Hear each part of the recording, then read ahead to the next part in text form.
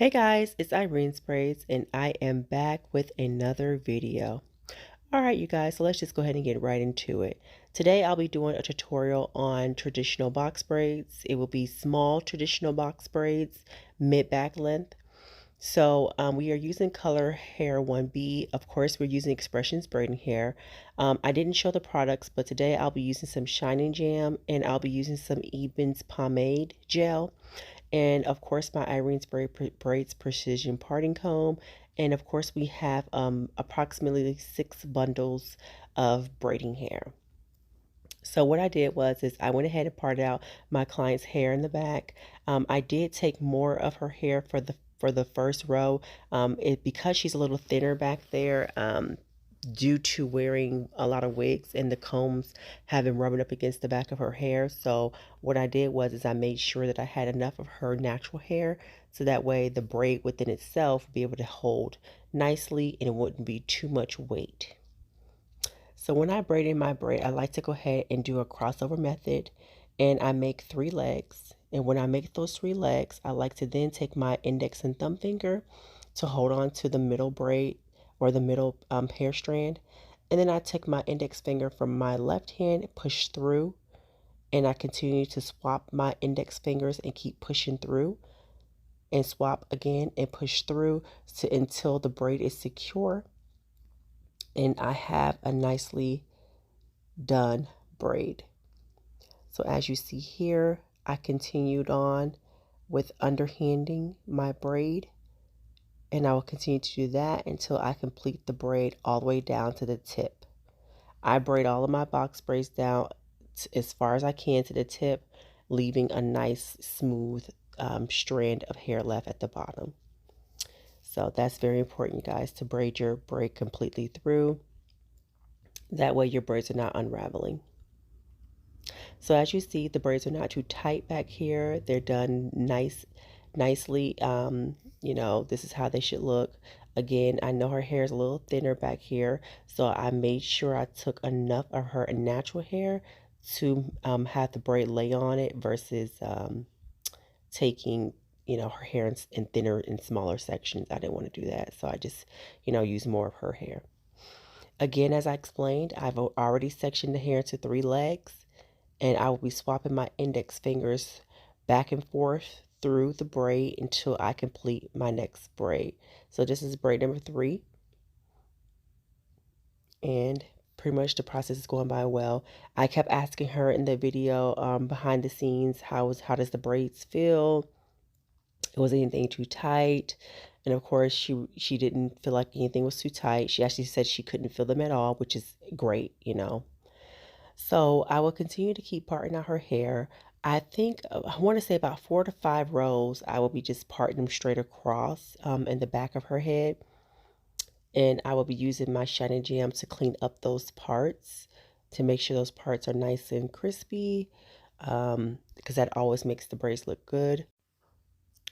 And then I will come back at the row number 5 that we have parted out in the back, and I will be back to show you how I do the rest.